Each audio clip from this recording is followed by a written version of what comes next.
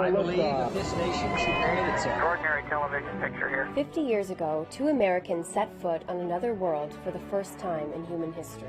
Hi, Roger. You're loud and clear. It was July of 1969, and the whole world was watching. Step off the limb now. As Neil Armstrong and Buzz Aldrin stepped out of the lunar module and ushered in a new age of exploration. Okay, now I think I'll do the same. Not only was the moon landing itself an extraordinary feat, and the science performed unparalleled in human history, but the samples our astronauts collected would change our understanding of Earth's nearest celestial neighbor for decades to come.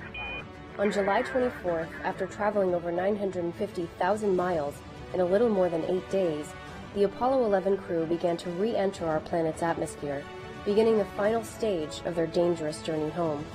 Their parachutes deployed, and our astronauts safely splashed down in the Pacific Ocean, where the USS Hornet aircraft carrier was awaiting our new heroes. With navigational precision, our U.S. Navy quickly lifted them up into a helicopter and delivered them safely to the deck of the USS Hornet, where the astronauts entered into quarantine as a new era of lunar science began. 50 years later, we come to you live from that same U.S. Navy aircraft carrier. Welcome to NASA Science Live, where we're coming to you aboard the USS Hornet, a Navy aircraft carrier, now a museum here in Alameda, California. This ship has an unprecedented history.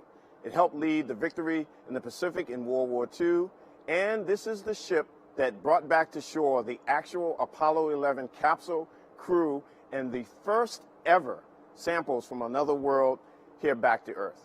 I'm your host, Dwayne Brown, and we are celebrating as a nation the 50th anniversary of the Apollo 11 lunar landing. You're going to hear a lot more, get the behind-the-scenes look as only NASA Science Live can bring you, and interact with our guests here on Facebook, Twitter, and send in those questions using hashtag AskNASA. And if you're watching online, use the comment box for your questions. Behind me is a crane, very unique, just like the USS Hornet. It actually hosted out of the ocean the Apollo 11 capsule. You're going to hear about that. You're going to hear about the ship. You're going to hear about the science from the lunar samples, the challenges of taking humans to the moon and getting them back.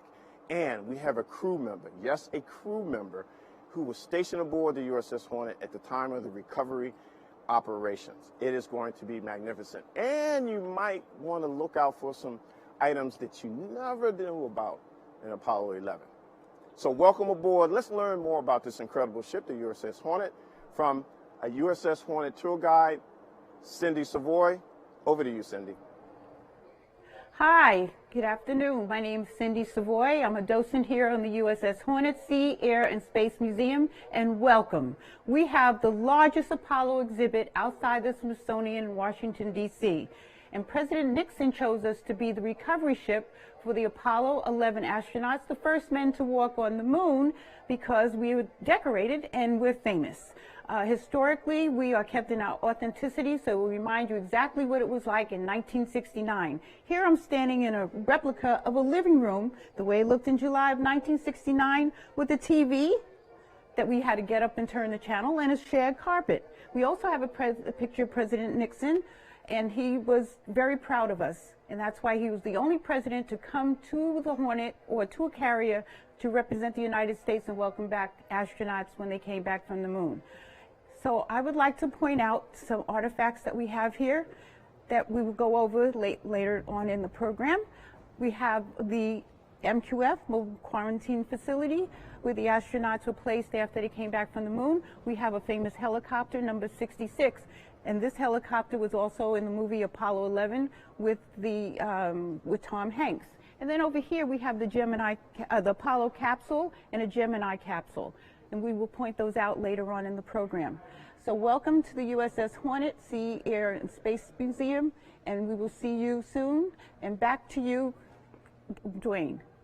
Well, thanks, Cindy. And we'll be coming back to you a lot more to hear about these artifacts on this incredible ship, the USS Hornet. So this is the NASA Science Live set here on the Hornet, and I'm joined by NASA's top scientists, or officially known NASA Chief Scientist Jim Green. Welcome aboard the USS Hornet, sir. Man, is this fantastic. Beautiful aircraft carrier. It's amazing, isn't it? It is. The NASA chief scientist has a unique role. Explain. Well, I'm the independent advisor to the administrator on science activities. So that allows me to review our programs, which I'm really excited about, but also tell him about some of the exciting new discoveries that we make almost every day. Right. This looks like the moon, so let's get to the point, Jim. All right. Out of all the discoveries made during the Apollo program, what was one of the biggest? All right, I'll tell you what one of my favorite one was. So here we have the Apollo 11 site right here. The landing site is in Mare Tranquillitatis. Now, this is also called Tranquility Base, and as you can see, it's between these dark area that we call Mare and the lighter crust. Now, what they brought back was about 50 pounds of lunar material, beautiful sets of rocks and regolith and all sorts of things like that. And one of them was a real find. It was an anorthosite. Now, yes? What? Sounds like a rock band. Yeah, Okay, it I think does. you need to explain that one. Anorthosite. This is a particular rock that loves to float on top of lava. This was very important because it helped us distinguish various theories on how the moon was created. You know, a couple of the theories are, well, we captured it. Another one of the theories is the Earth was spinning so fast it just lobbed off a chunk. But the one that we really wanted to look at was what's called the giant impact hypothesis. So let me take you back 4.6 billion years. The Earth was being created, a proto-Earth, if you will, but another object in the area called Theia, about Mars size. The two attracted. Theia hammered the Earth, but was blown apart. What happens next is the remaining material of Theia comes together. So if you can imagine molten rock all over the place coming together to form a new object. On the surface, it's a complete molten rock area. We call that the lunar magma ocean. And what floats on that is the anorthosite. So by that one piece of anorthosite that we brought back from Apollo 11, it really helped distinguish the theories. The giant impact hypothesis is the one, even today, we believe, created the moon. So does that mean the moon is Earth's little brother, or? Yes. In fact, the more we look at material from the moon, the more we see it's so much Earth-like. Fantastic. Okay, so we're talking Apollo 11. We're Yeah. going to talk that, and then we're going to go into the future. There's an interesting story about the rocks when they came aboard the aircraft carrier. They dealt with some little crawly things. Well, you know, I tell you, we did not know much about our nearest neighbor, all right? And so we have to be very careful. Bringing material back from space may have pathogens, you know, those things that would affect our life, and so we had to be very careful about that. So we then had a series of processes to determine that the astronauts, when they came back, were safe to reintroduce into our population and didn't have pathogens with them that they brought back from the moon. So the first thing, if you can imagine, there's the capsule floating in the water, and the scuba divers come up. They throw into, if they open the hatch a little bit, throw into the capsule 3 suits, and these are called the biological isolation garments. Big for short, right? The bigs, that's right. Always an acronym in Always NASA. an acronym, Always, right. Okay. So they put these bigs on, okay. Now that was supposed to then keep them isolated, okay, from what was going to happen next. So they then took them out of the capsule, you know, brought them up. There's 66 right there, 66, that beautiful helicopter, one at a time, and then brought them back to the carrier, brought the little Hornet, landed on the deck. From there, they then moved into the mobile quarantine facility, you know, which is an Airstream trailer, and then locked it up, all right? So now they're really isolated. What happens next is we then have access to the lunar rocks, and in a controlled environment, we add mice, okay? Mice. Yes, we added mice, and we wanted to see if there were pathogens in those rocks, okay, and whether the mice would survive or not, and of course they did, and that enabled us to realize that there's no pathogens for us to worry about on the moon. Sort of like a canary in a coal mine. Yes, exactly. That's a perfect analogy, and so once that happened and the canary kept chirping, we opened the door and let them out. What do we do with the mice? I don't know what happened to the mice, Okay. but they serve their purpose. they served their purpose. Fantastic. Okay. Welcome again to NASA Science Live, where we're from the USS Hornet. Send in your questions to #AskNASA, and we have some. We're going to take some, Jim. Sounds good. First up from Pierre on Twitter asks, is the moon considered another world? Very good question. You know, the moon is a significant body in size, all right? It in many ways is almost planetary scale. And in fact, if it orbited the sun, we'd call it a planet. Mm-hmm. You know, that's how that goes. So yes, I would say the moon is really not only another world, but planet size. Another question from Barack on Twitter asks, what did the astronauts see on the moon? Well, Buzz described it, I think, very well. They're in the beautiful pictures that we brought back, and he called it magnificent desolence. You know, it was eerie. It was, you know, had gray tones. It just was another world. And contrast that with when they saw the Earth. You know, the beautiful blue, you know, marble, as we call it, with oceans and clouds above them. It was quite the contrast. Another question on Twitter from BK Hennig asks, what was special on the rocks we got from the moon? Well, actually, we really have been teasing them out. We don't analyze all the rocks. From all 6 Apollos, we brought back about 840 pounds of rock material. 25% of that we've kept aside. All right, we haven't interrogated them. And that is because we want to look at the rocks that we have.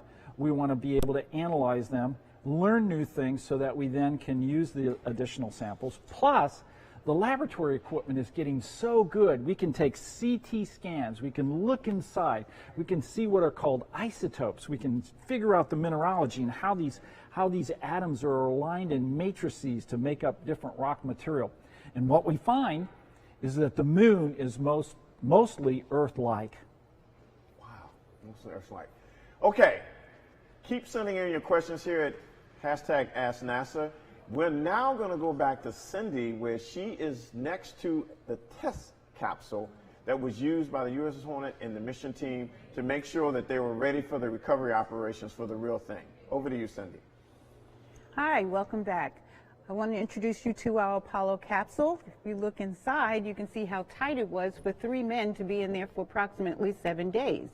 Now, it's very tight. They had on spacesuits. They were limited mobility in there, except Michael Collins was very lucky because he was orbiting the moon for 22 hours while Neil Armstrong and Buzz Aldrin were on the lunar surface. So he had room to spread out and relax, and he didn't have to talk to anybody. He absolutely loved it. If you look inside, there are some spaces that are vacant, but down there, you would probably have a lot of equipment and supplies throughout the whole unit. But this capsule actually was very important. It's the exact replica of the one that went to the moon, but this went to space to test the heat shield and also the instruments inside, but it was unmanned. Once it came back from the Earth, it wanted to see if it would actually tolerate a hard landing. We actually launch from over the ocean and we land in the ocean for soft landings, and we'll show you why. Let's walk around and look and see why a hard landing has severe implications. If you look at this, they dropped it from a high tower and it landed on a hard surface, and this was the impact that happened. You come around to the rear, you come around all the way to the rear of the capsule, and look at this, it actually cracked the structure. And you see the cracks and holes in it. So this would not have really survived hard landings, and they actually donated it to us, so it's on loan for us to enjoy, and so that our public can see it, and it's good for education purposes. You can see the heat shield has been replaced, but this is demonstrate how the heat shield is built. Actually, all the wiring that is throughout the capsules for electricity, for communication, and for scientific research, to gather scientific research. So if you look, we're going to come back here to the front. And hi, Dwayne. How are you? How are you, Cindy? I'm fine. How are you? We're keeping you busy today. Yes. an honor to be here, and thank you so much. You're welcome. Okay, so you talked to thousands, millions of folks about this incredible facility and the history. What is one of the more common questions you get about the capsule? Well, actually, because there was 3 men in there for 7 days, a lot of the kids want to know what was the environment like when they came back from the moon, the smell. So I asked them, I said, now you've been in there for 7 days. You came back what you left with. Did you take a shower for 7 days? And the kids go, oh, no. They said, yeah. It's very, very memorable. I can only imagine, but we won't go on graphic details on that. Yeah. One more question. Obviously, when we talk about space travel, Yes. there's a lot of math involved. Yes. Now, they didn't have computers back then in doing Apollo. Right. It reminds me of the movie Hidden Figures, right? Yes. Yes. A little more detail on that. Well, what they did was they used slide rule for calculations. They used the sextant for navigational fixes.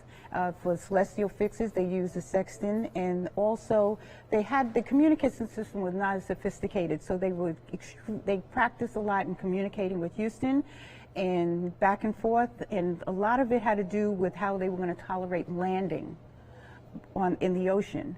So when they did land in the capsule in the ocean, they were basically upside down, and the ocean was moving quite a bit. So when the astronauts came out and they had on their big suits, they had to be very mobile, and they had to be quickly transferred from the capsule to the Hornet. These are the biological isolation garments. Yes, the big suits, right. And so they had to be transferred and quickly removed from the capsule into the helicopter to the Hornet, and then they went into the mobile quarantine facility, which we will talk about at another time. I'm looking forward to it, and we'll see you later in the show. Yes, thank you, Dwayne. Absolutely. Now we're going to talk about technology, because technology is very important, and we're talking about a technology that if it doesn't work, we're going to have a bad day. I'm now joined by Jeremy Vander Kam. Yes, sir. Love the name. It's very cool.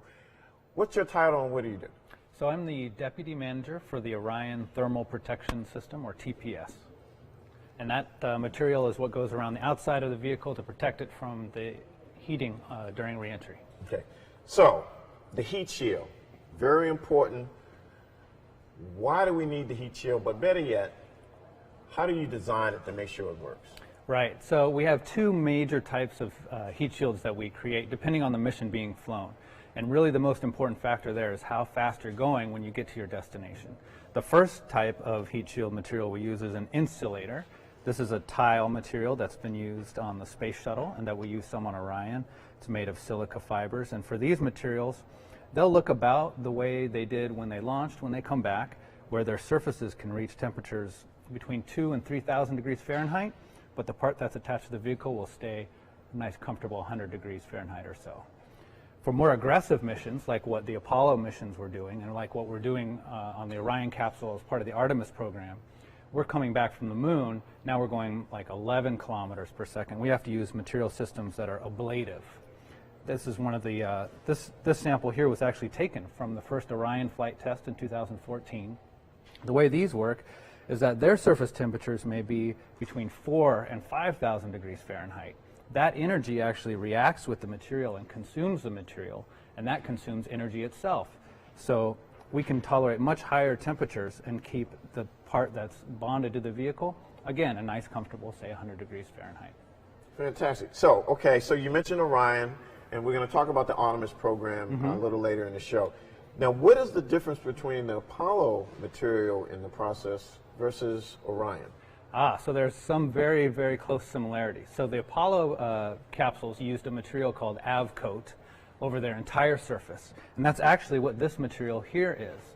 So for Orion, we use Avcoat on the base heat shield. And for our first flight test, we actually built it the same way that Apollo did. And it looked very much like this. It had a honeycomb structure, and it had our ablative material inserted into each cell of that honeycomb. Now, as we move forward into the Artemis program, we're using that same material, Avcoat, but we're building it in a different way, where there is no honeycomb structure. Instead, we're molding it into blocks that we can bond on, and that gives us a much more efficient manufacturing process. Also on Orion, we're using insulative materials on the cooler parts of the vehicle, again in tiles, that allow us to have a very efficient manufacturing process compared to what Apollo did. Wow, that's fantastic. And this looks sort of like my coffee table at home, but I'm quite sure it's a lot more Might be a little advanced. more expensive. Yeah, and probably, you probably can't afford that. So we're going to go to hashtag Ask NASA, and we've got lots of questions coming in, and keep those questions coming in. So we have a question from Keith on Facebook. What was the material used for the outside of the Apollo capsule? So that was the Avcoat material that we just Avcoat. discussed, yes. Okay. And we have from Mark Wayne on Twitter ask, will this technology be used for everyday life here on Earth? Our heat shield materials typically don't find their way into everyday life on Earth. They're created to do exactly one thing, and that's to be a heat shield material. So you won't see them around except in museums on spacecraft. So working on a team that's so important, give us some sort of idea of how big a team would be for the Orion that we're talking about that. And is there anything that may keep the team up at night as we get close to launching? Yeah, so we're between 40 and 50 people between our industry partners and the various NASA centers. We sleep pretty well at night. Our biggest challenge is that when we test these materials on the ground, we use a facility called an ArcJet down at NASA Ames Research Center. And in those facilities, we can only test samples that are between 4 and 8 inches in diameter, which is a lot smaller than a full-size spacecraft. So until we get our first big flight test doing the actual mission at full scale, which for us will be the Artemis 1 mission, there's that little bit of uncertainty left that we haven't quite gotten out of the way yet. Okay, let me take another question from Kimberly on Twitter. Asks, what type of educational background do you need if you want to be a part of the future Artemis program and work on heat shield technology? Well, across the program, anything in the STEM realm will work. For our heat shield team, we have a lot of material scientists, we have a lot of mechanical engineers, a lot of aerospace engineers, systems engineers as well. How did you get involved in this? I mean, were you tinkering with things as a kid or building things? Or? I don't know. I had an obsession with anything that flew since I think I was born. And yeah, just found my way into NASA and found my way into the Orion program when it started in 2006, actually. Wow. And so when we look back at the Apollo, and this is the test capsule, did you like study manuals or talk to folks as you to build on Orion? Yes, that was a big part of starting Orion. We went back into all of the history we could find. We were pulling file cabinets out of garages full of files and papers and reading everything we could get our hands on. We studied all the old vehicles in their museums to learn as much as we could about what they did and what we could bring forward.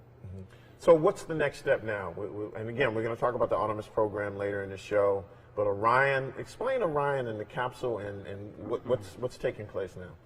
So right now we have flown one flight test in 2014. The Orion capsule that will fly the Artemis 1 mission is complete just last week, I believe. And that mission will launch in 2020, 2021. And we're actually already starting to build the Orion capsule that will be on the Artemis 2 mission further on, the first mission with crew on board. This is really cool. So Jeremy, thank you a lot again. So now we're going to go back to Cindy. And again, you're watching NASA Science Live aboard the USS Hornet. Send in your questions to hashtag Ask NASA. Cindy is now next to the helicopter, and the helicopter has a unique story. In fact, this helicopter was in the movie Apollo 13. Cindy. Hi, welcome back. And we're in front of our Apollo number 66 helicopter, which was in Apollo 13 with Tom Hanks. The original one no longer exists, and our aircraft restoration crew saw this in Tucson's Boneyard and said, is that 148999, what actually did fly off of the Hornet during the 1960s? They brought it back here to the Hornet and restored it to the mint condition that it's in right now. So let's take a look at it. This Hornet, this helicopter, is so important because it's built in such a way that you wanted to have a lot of room in there, because when the astronauts were actually picked up out of the flotation device, they had to come in here and they were told, all the crew was told, do not touch them, don't go near them, because they could have some contaminants on them, even though they had already put the anti-contamination fluid or solution on their big suits, bioinsulation garments. It was about 40 feet from pickup from the flotation device into the Hornet, into the basket to bring back to the Hornet. Once they were able to come back, they were on the flight deck. The whole unit descended here to the Apollo surface, and then they went in with their masks. They had special respirator mask on, and they were transferred immediately into the MQF, where we will talk about at a later time. This unit actually is so famous because it's so built in such a way that there's so much room that the exact model is also used for Marine One, which the President of the United States uses. Also, you can look at the way the landing gear is. If for some reason it has to land on a soft surface, which is the ocean, the landing gear retracts and you have some floating devices in here. This is a very unique one. We're very proud of our air restoration crew for what they did to bring it here so you could enjoy it. And it's historic because of the movie and just the way that it operates with the jet engine up there on top and the big rotors for maneuverability. So welcome back, and hopefully we'll see you again soon. Thanks, Cindy. Back to you, Dwayne. Thanks, Cindy. We're back here on the set at NASA Science Live, and I'm joined by another scientist, Kimberly Anico. Welcome. Thanks, Dwayne. You do a lot. Tell us, you're involved with a whole bunch of cool things. Well, I'm a research scientist at NASA Ames Research Center in California, Silicon Valley. Our center does innovative approaches to open questions in aeronautics and basic fundamental space research, and have been working there for a number of years, and I work on lots of different mission concepts. I'm trained as an astrophysicist, so I've built instruments that have flown in space and in the air. I actually had built a payload that crashed into the moon and found water on the moon, and I have been doing science management through the New Horizons Pluto flyby, and most recently on our flying telescope, SOFIA. So as a scientist at NASA, I'm interested and attracted to these questions that drive us to push ourselves to new limits, and opening up creative solutions. And it's a fun job. Wow, that's a pretty cool shopping list, and you even come dressed for the part. You know, you got the moon. I mean, that is awesome. Well, Dwayne, where's your Mars tie? Oh, I forgot. I'm sorry. This is inspired. It's a conversation starter in a sense. I mean, the whole opportunity to speak about space and science and exploration and discovery and making the impossible possible is inspired by Apollo 8, where Bill Anders took the first picture of the Earth from lunar orbit. So our first humans who looked back on our home world for the first time. Wow. Okay, let's talk science during Apollo. And you have some interesting things here. This looks like Earth, but I'm pretty sure it's not, right? Yes. So earlier in the show, you and Jim were showing a grayish globe, which was the moon. This is still the moon, but it's actually a map of the height of the moon. And this is post-Apollo, and this is when we had a series of robotic explorers doing orbits around the moon. One in particular, the Lunar Reconnaissance Orbiter, and one of their instruments measured topography, how high something is. Blue represents low areas, so what was known as the mare are low areas, and red on this globe shows high areas. And I'll turn it around to show the far side that we don't see. And the far side is exotic. Did you know that the average height on the far side is over a mile higher than on the near side? And it has the most extreme topography because the highest point on the moon is higher than the highest point on Earth, Mount Everest. Also intriguing, on the far side down to the South Pole, it's one of the lowest areas, a giant impact basin called the South Pole Aitken Basin. And this is an exciting area that lunar scientists are salivating to have an opportunity to have access to this part of the moon that we haven't had before. Wow. Now, this little guy is really interesting, and I'm willing to bet it doesn't look like it came from the beach or a little hill, right? You're right, Dwayne, and you're looking at an Apollo moon rock. This is from Apollo 15. But the lunar rocks that came back from the 6 landed missions have transformed our understanding of how the moon formed, and also indications of what happened early on in our solar system. In addition to over the 6 landed mission, 840 pounds of rock, about 2,000 different samples, the Apollo astronauts put instruments on the surface of the moon. Apollo 11, they only had 2.5 hours on the surface. When we got to Apollo 17, we had about 3 days on the surface. Each different Apollo mission did more science. Buzz Aldrin, during Apollo 11, put out a seismometer. This would measure quakes, moonquakes on the moon. We also put these retroreflectors. Retroreflectors allowed us to measure the distance between the Earth and the moon, and also learn about measuring its orbital rotation and the spin of the Earth's rotational axis. We had a dust detector on Apollo 11, and also an interesting instrument to measure the particles coming off the sun, because the surface of the moon is a wonderful laboratory to do science from. So all of those science experiments, and how many were there again on them? Well, on Apollo 11 we had about 4, plus the photographs, the motion pictures, and the fact that the Armstrong and Armstrong's footprint is an experiment in itself. It showed about the properties of the lunar soil regolith and how it impacted upon pressure. And so you might hear Aldrin talk about, I only went about ½ an inch or something like that. That was telling the scientists, because up to then we had no idea what the surface of the moon would touch and feel like. So even them walking on the moon themselves provided information about the lunar surface. Now I asked Jim there were so many findings, but what he thought was the biggest. What would be next in line? Next in line, well, it's when you look at the moon, you see all these craters. But we didn't really know what the dominant mechanism is to make the surface of the moon. And the Apollo astronauts and the landed mission showed us it was impacts, things hitting the moon, rather than plate tectonics like we have here on Earth, or active volcanism that's reshaping our surface. So by that, and by the continuation, the moon has preserved an early history of our solar system that is forever lost on our planet. So we want to learn about the early Earth, we look to the moon. We want to learn about the early sun, we look to the moon. And those mysteries are still being teased out, and it's all done by the surface measurements on the moon and the samples we return from the moon. Fantastic. Well, we're going to go to social media and hashtag Ask NASA. Keep those questions coming in if you're just joining us. This is NASA Science Live aboard the USS Hornet. We're talking Apollo in the past, and we're going to talk about future lunar exploration and beyond. Our first question is from Enrique, who asks, how much water is actually on the moon and why? Oh, great question. In fact, we couldn't even have this conversation 10 years ago, because the concept of water on the moon is a relatively new discovery. And this is the beauty of science. We haven't figured everything out.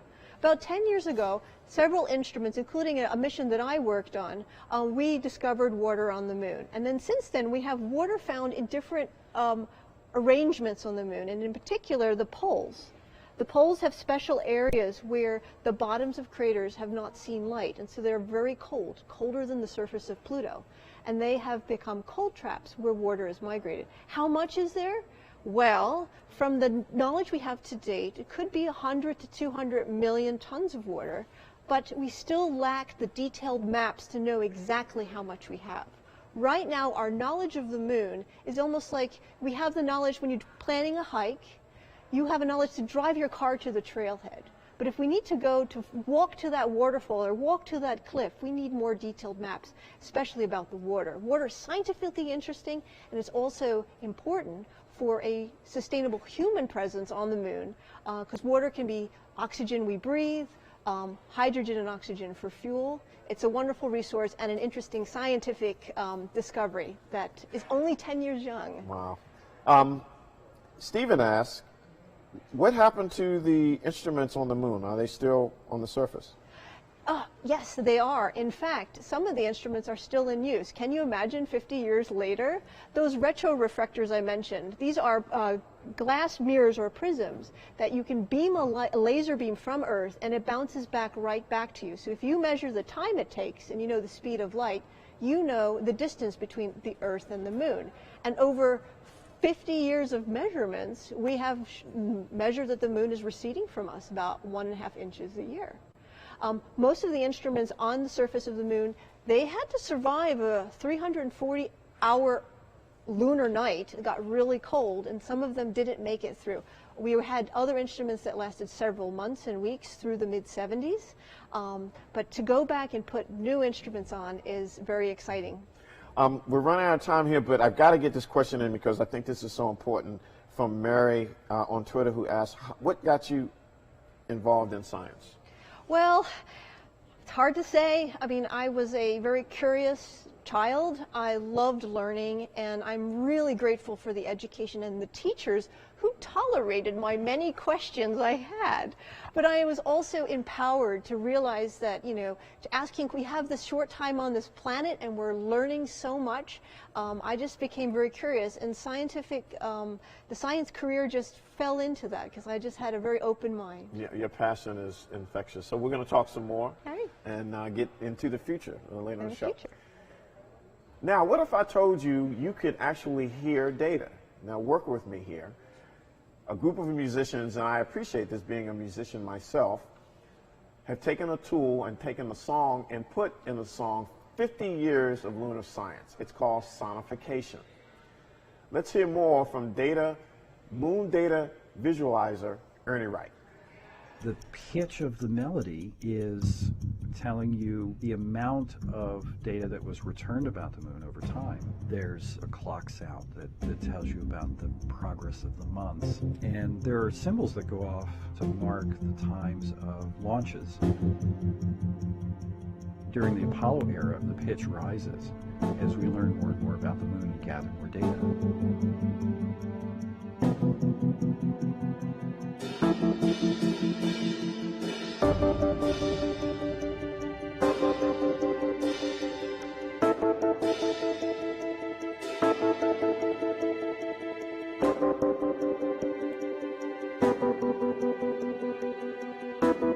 And then there's this period in the middle where it kind of falls, when we weren't sending people and we weren't sending robotic missions. It falls off a little bit.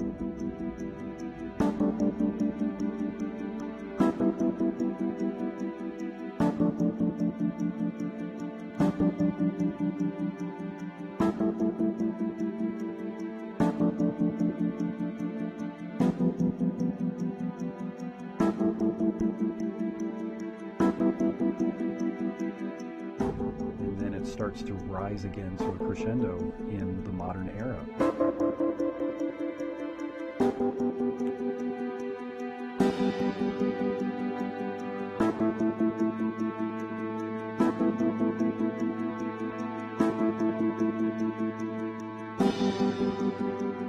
In the sonification, there are these two peaks in the valley, but the other thing to take from it is that there is a continuous note of exploration. The sound doesn't really go away.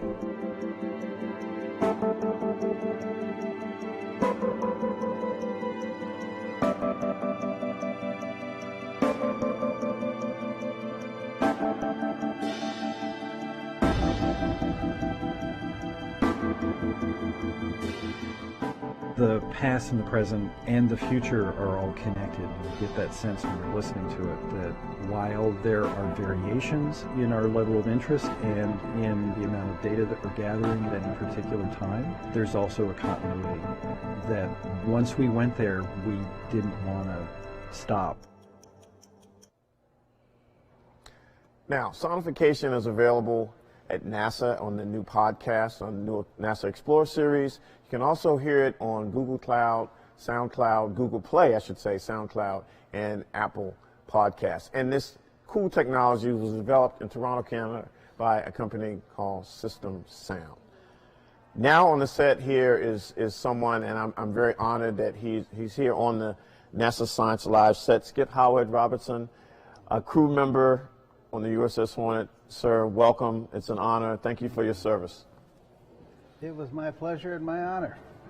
Let's go back in time. Today, 50 years to today, would be the day before tomorrow, which is the actual anniversary that you guys picked up the spacecraft. So the day before, what's the atmosphere on board the USS Hornet?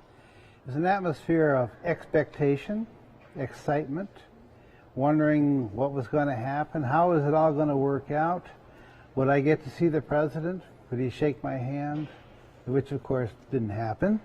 But we were ready for this thing to happen. We had been practicing extensively for weeks because it just doesn't happen overnight. So we had a dummy command module, which they'd drop in the ocean, and then they'd wake us up at 2 in the morning and say, go find it. Things of that nature. So we were ready, fully prepared. A lot of us were amused at the apprehension about moon bugs. But Well, let me ask now, what was your role on the ship? I worked in the radar area. I was a radarman third class. My job on the NASA recovery was the primary radio operator. So essentially, they would give me a piece of paper and I would read it. And so I had the distinct privilege of being the person heard around the world, although nobody knows that, saying, Houston, Hawaii, this is Hornet, we have Apollo on board. How does that make you feel that you're etched in history? Because usually on a ship, when you make announcements, it stays within the ship. Did you know it was going to be heard around the world at the time, or did they tell you later? They told me later that had been broadcast around the world. And out of the billion or so people who were listening, only one person actually said she recognized my voice. Did the crew members tease you, or did you get like a plaque or a cake? Or? No, there was no recognition of that sort. We were all just part of the team. There were about 40 or so enlisted men, and I think 30 officers, something in that area, who were directly involved in some way. We all had a job. We did our job. I have to tell you, we at NASA, we're humbled to be here, but we're in awe of all of the history here. Well, how do you feel when you come back to this magnificent ship? Well, this is actually my first time back since I got out of the Navy in 1970. I was here 2 days ago and again today, and we'll be here tomorrow for the actual recovery day, you know, whatever happens then. And I have my cruise book, which we were given, all the members of the crew and many members of the civilian crew that were on board. We're given one of these, so I've got a lot of good memories in there. Now, give us a short explanation. What's in this book? Are there signatures or pictures of? It's pictures of what went on, shipboard life, the recovery. There's a picture, for instance, of Chaplain Pierto, who was the President Nixon for the rehearsals. Dandy guy from Wisconsin, which is where I live now, and just a lot of pictures of just routine shipboard life. Also pictures of crossing the equator. There were about 1,400 of us who are shellbacks, and there were about 300 or 400, including most of the civilians, who were pollywogs. And there are some pictures in here of that probably most of their families don't want to see. Well, we won't go there, but Skip, I just want to say again, it's an honor, and thank you for your service. It's truly humbling to know what part you played in this historic event and the anniversary, and thank you again. Well, I know the grandkids and the kids are very proud of you. Yes, they are indeed. Thank you very much. Okay, we're going to go back to Cindy, who's in a very important area where the astronauts will whisk into as they arrived on the US Hornet, the quarantine facility. Cindy?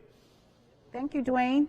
Welcome back. Here are the first footprints of Buzz Aldrin and Neil Armstrong as they exited the helicopter to go into the MQF, the mobile quarantine facility. Michael Collins' footprints aren't here because he did not step foot on the lunar surface.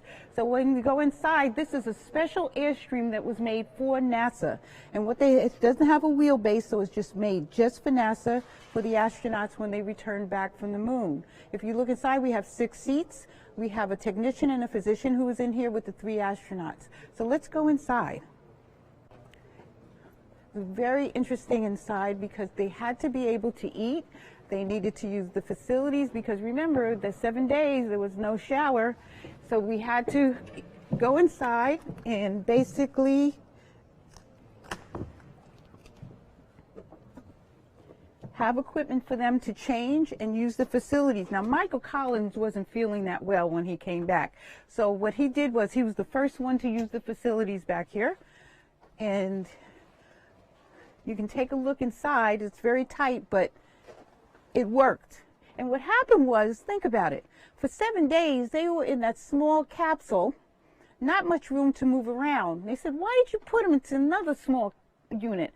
But look, this is luxurious compared to the capsule. And they have 6 beds for them.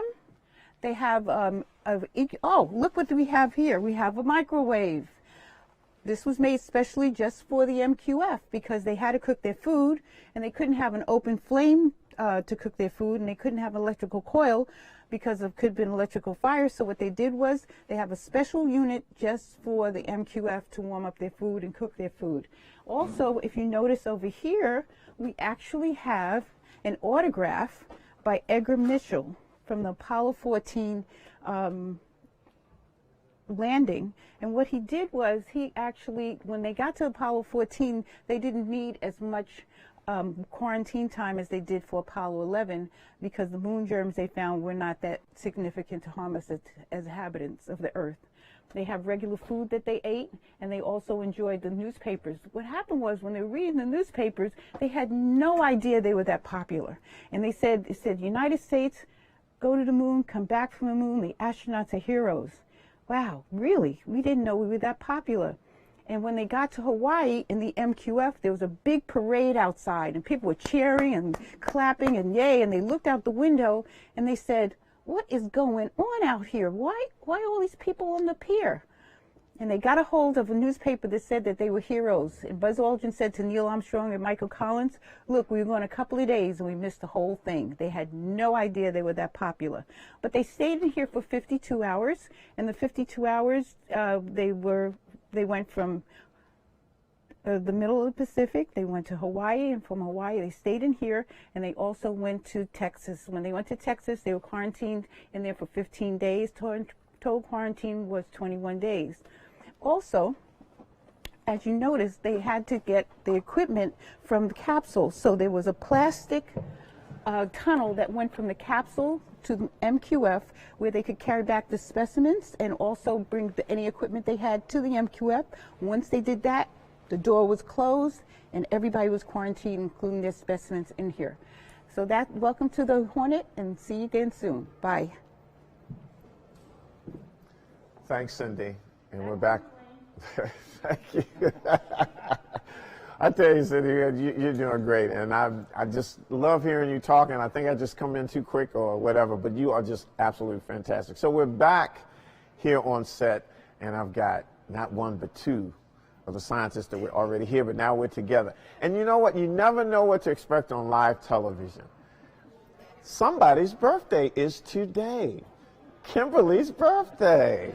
Happy birthday. Oh my goodness, that is so cool. Okay, we've been talking about the past. Now we're going to go into the future. The Artemis program. Before we get into that, Jim, we talked about the rocks. What are the rocks? Aren't there some new samples that haven't been opened yet? Yeah, indeed. You know, I mentioned that we kept some aside. And now we're ready to open them. And we have one very special type of container. It's a long, hollow cylinder that was used by Apollo 17. Jack Schmitt jammed it into the soils, actually in an area that we know was a landslide. So there's trapped gases and all sorts of stuff that we believe are there. And now that whole tube, which is full of lunar material, is going to be open this year. In fact, we have to develop the right capability to capture all these gases. And I want to thank, the scientists of the previous generation who had the forethought of keeping certain of these samples aside, pristine, untouched. Because as advances in our laboratory techniques, we can now extract a different type of science from that, knowledge from that. So, yes. Well, that's fine. So, Kimberly and Jim, let's go into the future. We kind of mentioned the Artemis program, but Kimberly, let's go in a little bit more detail. What is Artemis, and what's going to happen with this program? Okay. For those who know their Greek mythology, Artemis is the twin sister of Apollo. So we've been talking about the Apollo program, which was the humans on the moon. But the Apollo program had a different charge. The Apollo program was to put a human on the moon and return him safely to Earth. We scientists had other science that went along with that. Artemis is different. Artemis is a forward to the moon with a sustainable human and robotic presence on the moon and beyond, using the moon as a proving ground for Mars and beyond the solar system. Artemis is the first woman and next person on the moon in 2024. A giant leap for womankind and a humongous leap for humanity. It is also going to be the sustainable human presence using the moon with commercial partners, with international partners. Space exploration is no longer in the realm of superpowers and governments. We're doing this together. And that's what is, you know, to me, amazing. So we're the Artemis generation. All of us are the Artemis generation. Right, that's right. We're on the backbones of the shoulders of the Apollo generation who brought us amazing engineering, transformative science, and a new worldview of what humanity can do to make the impossible possible. And you know, we're here, and we're seeing folks all around us. This is cool. You know, this is a museum, so we've got kids and everything, and they're excited, and that's what the space program does. But let me go back, because I wanted to ask you this before we got into Artemis. I was 9 years old, and I remember running around the living room, and my grandmother was watching something on the moon. But I was playing with bugs and things like that. I think you were in the stars at the time. My parents were just dating. Okay. We hadn't been married yet. So, Jim. Yes, well. What is your memory? Where were you? Apollo 11 landed. I had graduated from high school, all right? So that summer was getting ready for going to the University of Iowa, and I had a fantastic opportunity on that Sunday afternoon to see the landing, you know, on my black and white TV at home. And, of course, later on, when they got out of the capsule and walked on the moon, it was just riveting. I mean, it was really quite a special time. Fortunately, I had already been so excited about astronomy and science. I knew I was going to get my degree in astronomy when I went to the University of Iowa. I didn't know at the time they were working on spacecraft. So I just naturally fell into the robotic spacecraft end of things. So Kimberly gave a really great overview of Artemis and going back to the moon, not just to plant a flag, but be sustainable. Yeah. The first woman and next man. Correct. But Mars plays into this program a little bit too, right? Well, indeed. You know, what we're going to learn to do is to live and work on a planetary surface. And the moon is the perfect one to do. It allows us to develop a variety of capability that we will use as we then go to Mars. For instance, getting access to the water, being able to break apart the water in the South Polar region where we're going to land, allows us not only to drink it, you know, H2O, water is water, whether it's on the moon or on the Earth. You know? Or on Mars. Or on Mars. And we know there's water on Mars and it's subsurface, and on the moon we know it's a little surface and subsurface. So the techniques to excavate it, 3-day journey away. Mars, 6-8 months journey. Mars, different mindset, independent space exploration. Moon, proving ground. We'll be ready for Mars. Wow, you guys are right. Let's go to social media here. Hashtag Ask NASA. And we're going to take a question from Jimmy. Oh, this is perfect. Water.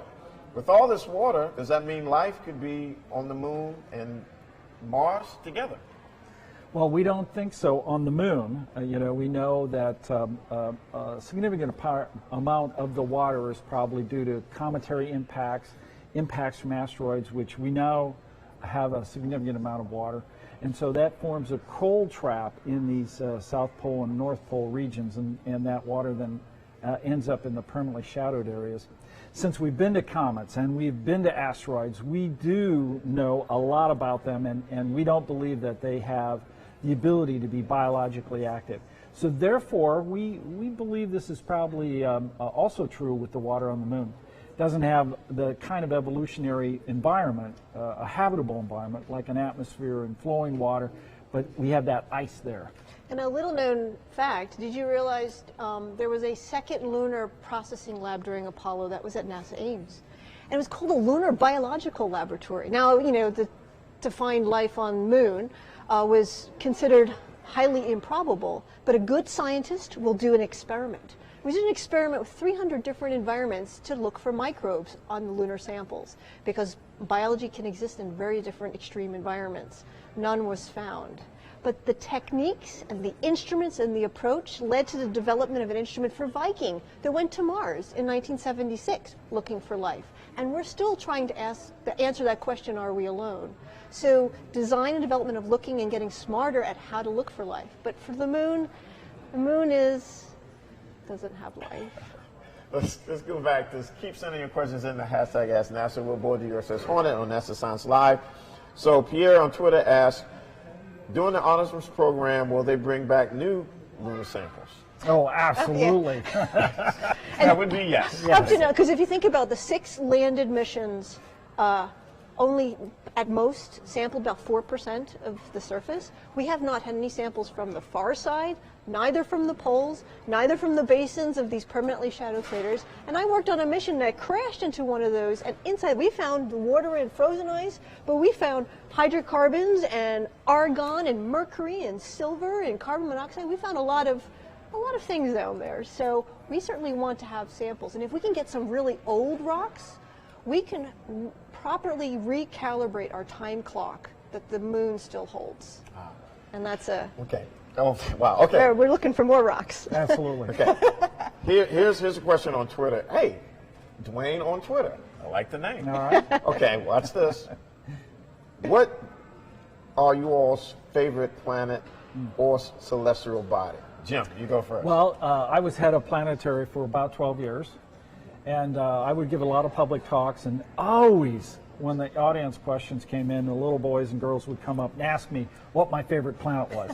And so my answer, which is still the same today, is I love all my children equally. You know? So as head of planetary, the parents got it, and I think the children were a little baffled by that answer. But every object we go to in the solar system has some element about it that's so unique, so important. It's a piece of a puzzle on how these things are put together. Terrestrial bodies and moons and icy bodies and out into the Kuiper Belt and beyond. They're just compositionally so different. It's just a really exciting time to be in planetary science. Kimberly. Well, how can you top that answer? When I think about how much we've learned about the solar system and will continue to learn, I think I know my favorite planet is Earth. Earth is where we are, we humans are. It is where we have the curiosity, the imagination, the know-how, the engineering to make that impossible possible. It's brought us the pictures of Pluto. It's brought us the information about the moon. It's brought us information about the sun. So I think Earth, our blue marble, our pale blue dot, that's my favorite planet because of us. I wish you would have been my science teacher. I mean, it's just, oh, you guys are awesome. So that's going to do it for us. We are out of time. However, you keep sending in those questions on #AskNASA. We'll get to them. And this is NASA Science Live, where you can get more information and see previous shows at www.nasa.gov/NASA Science Live. And look out for the next show sometime in September, or if these incredible scientists, as they always come up with really cool science, you may have a NASA Science Live show even before that. Now, before we sign off, I have a final personal note. I've been with this great agency for nearly 40 years. I've worked on hundreds of missions spanning aeronautics, the space shuttle program, and of course science. Now I have a new mission, to travel to the planet retirement. It's been my honor, and I'm very humbled, to have worked with thousands, no, 10,000s of people all over the globe. The mentors like Jim, the colleagues like Kimberly, thank you. To all of you, thank you. This is not goodbye. This is, we will meet again. To the Apollo generation, I say happy anniversary, which I'm a part of. And to the Artemis generation, I'm going to be there with you in some shape or form because we're going. This is Dwayne Brown signing off from the USS Hornet and NASA Science Live, where science never sleeps. Thanks for joining us.